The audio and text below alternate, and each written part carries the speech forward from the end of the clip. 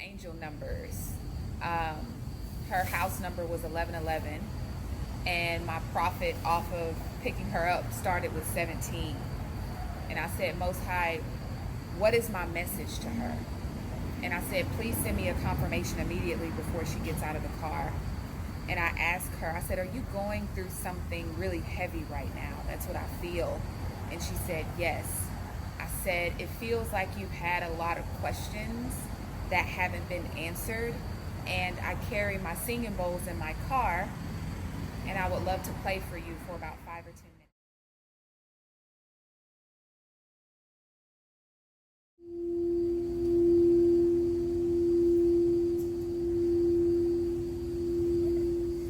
Did you get what you needed to get? Yes, I did. It just basically is like a reminder to me. It feels like a reminder to me that I made the right decision to stay away. Because I've been fighting that every day, and I've been losing sleep about it because obviously that's my mom. But every time I doubt or every time I worry, I'm just reminded that I left for a reason and that I can't sleep with them again. And it doesn't bring me like sadness anymore. It's just like peace. That's what I'm looking for, peace. And I think that's what it is. That's what it is. So I'm glad that the sound bowls was able to bring you clarity and peace. Yeah. Thank you for listening.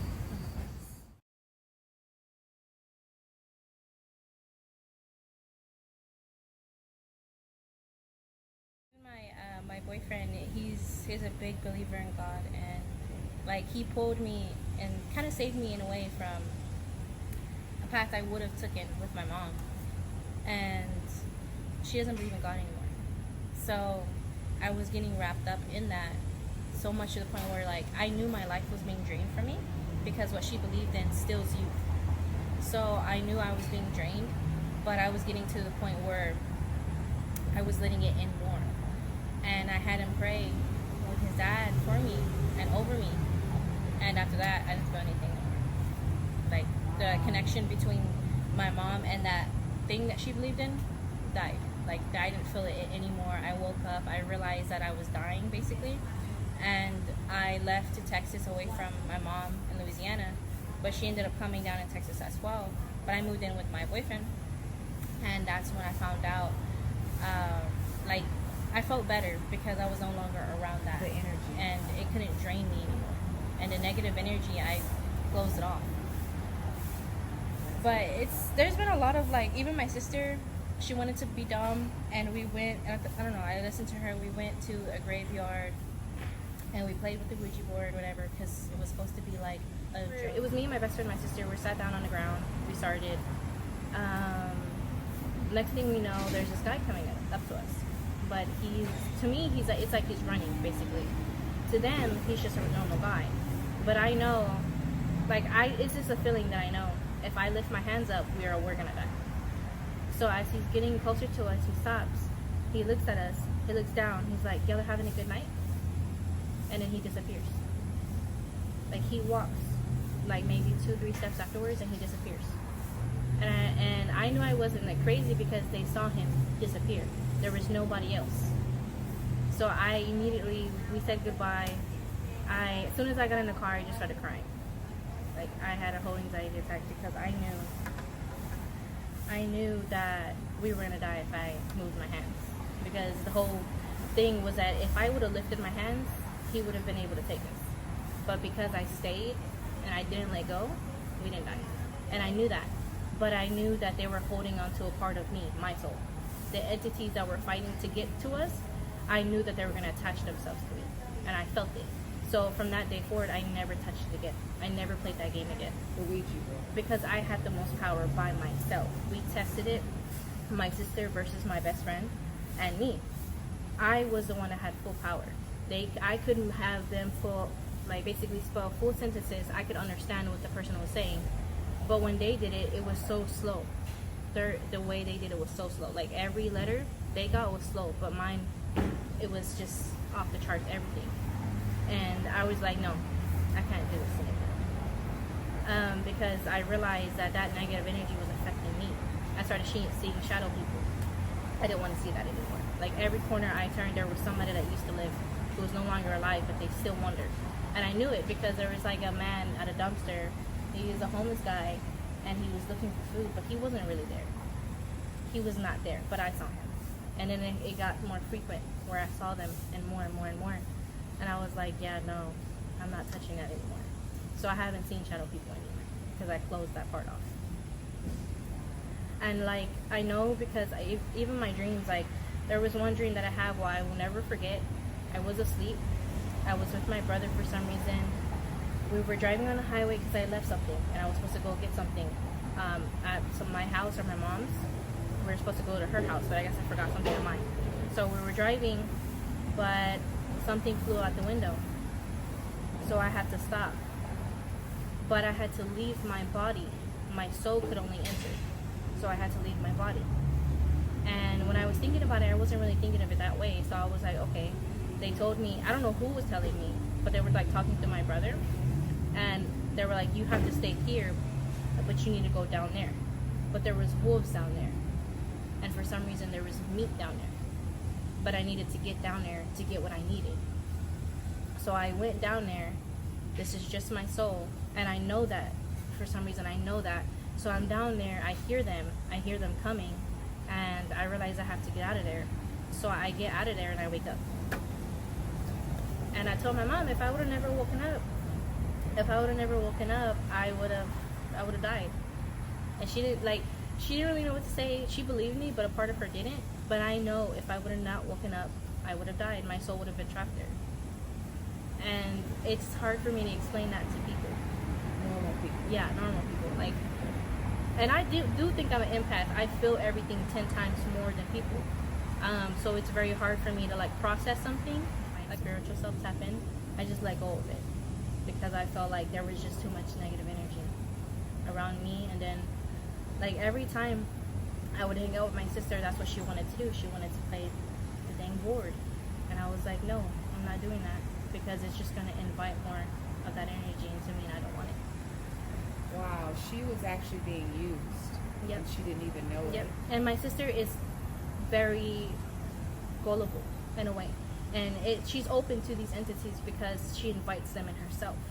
Because she believes in all of this witchcraft. She believes in that God is a woman. She believes that all of this, her own world is totally different than mine.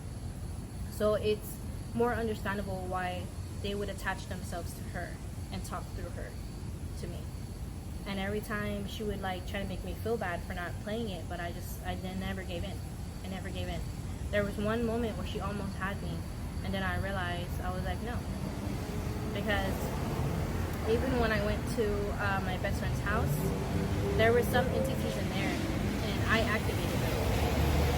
And I didn't do anything, I didn't say anything, but my presence activated them. And they were not left alone after that. Every day they would hear chains, because apparently a man died there. And they would hear chains scraping on the floor when nobody was there. Doors would slam and everything. And they got it on video and everything. But the mom believed it was because of my presence. Because she could feel it off of me. And it was all that negative energy. So that's why I just left it alone. Because I started to believe that yes, I was the negative. Like my mom, because of what she believed in, she basically had me do the mantle for her, do the altar for her. I had everything set up. I would give, basically we would give an offering. I was the one setting everything up. I was the one cleaning. I wouldn't do the prayer. She would do that, but everything else I would do. So because of me, basically because of her energy passed on through me, and I was actively acting as her for that thing. So it built an attachment to me, to the point where I was having dreams. Basically, this thing was trying to comfort me and tell me that they were here for me. So at one of my dreams, we're on the way to this house, which is a witch house, because my mom wanted to get candles for her altar. And I remember I went to sleep. It wasn't a long dream. I went to sleep and I saw it, and she was coming at me, and I was hesitant, but she hugged me, and she looks like the Virgin Mary, but she's not. So she's dead, basically. And so when she hugged me, I looked at her, and she was basically telling me, "I'm bringing you comfort," but I knew she wasn't bringing me comfort. So once we went into the house, I couldn't breathe. Once we went in there, it was so dark, and it was like a wake-up call for me, because it was like, "You sure this is what you want? This is the power. This is what you want?" And I was like, "No, this is not what I want." And luckily my boyfriend was there, so I couldn't do it anymore. It was making me so sick, nauseous. I had to get out. So as soon as we got out the house, I felt so much better. But I had my boyfriend come with me and go back in, just to see. And I also bought an evil eye necklace for protection. But I went back, and when I went back, I felt exactly the same way. Suffocated. I couldn't breathe. I was like, "Yeah, let's just hurry up and get out." And then once we were out, I could breathe better. But so I had an evil eye, and then I had a Virgin Mary necklace. It was all white. This was blessed because my friend brought it to me from Mexico. Those two necklaces went missing at the same time when I was in Louisiana visiting. They went missing. I never got them back. I don't know where they went, but I knew it was for a reason. And it was because that thing was trying to, basically any connection of God that I had, it was trying to disconnect. But it couldn't, because every day that I talk to myself, I am talking to Him. So they wanted me to worship that and basically believe as much as I believed in God with that, and I couldn't do it. And my mom, she never pressured me or anything, but she basically had me do everything for her while she was working. So in a way, she basically offered me to that. That's why it was feeding off of my youth. And she was benefiting from it on the back end for whatever she didn't And relate to. And if you knew my mom, you would see how younger she got, how skinnier she got. You could see my youth being taken and drained and given to her. And it happened over and over. And she still has my two siblings living in a house with her. So imagine that thing is feeding off of everything. All the insecurities that they're feeling, all the negative energy, all the depression that they have, is because of that thing. But they don't know that. My brother, he knows. He doesn't give it any power. But he can't disrespect it, because if he disrespects it, it retaliates. And we've seen it. Is he still there? He's still there. Him and my sister are still there. But I don't talk to any of them anymore. So there's no way for me to even do anything. But yeah, I know it is, because even when I was there, that's what it feeds off of. It takes everything good that you have and leaves you with nothing but negative. And it gives it to the people like my mom and her boyfriend, because they both worship the same thing. So it's 10 times stronger. So she's also feeding off of his youth. So she's looking younger. In her pictures, she's looking younger as she's getting older. And the only way I can say, besides money that she's getting, is because she's getting the youth from us. And my sister, she's 11. And my brother is turning 17 this month. So, I mean, they have plenty of youth to go around. But they are depressed. They have insecurities. It's getting worse. They're angry all the time with each other. They fight all the time. They bicker all the time. Why would they bicker all the time? Why would they fight all the time? They're not happy. Why are they not happy? Because every time they have any happiness, that thing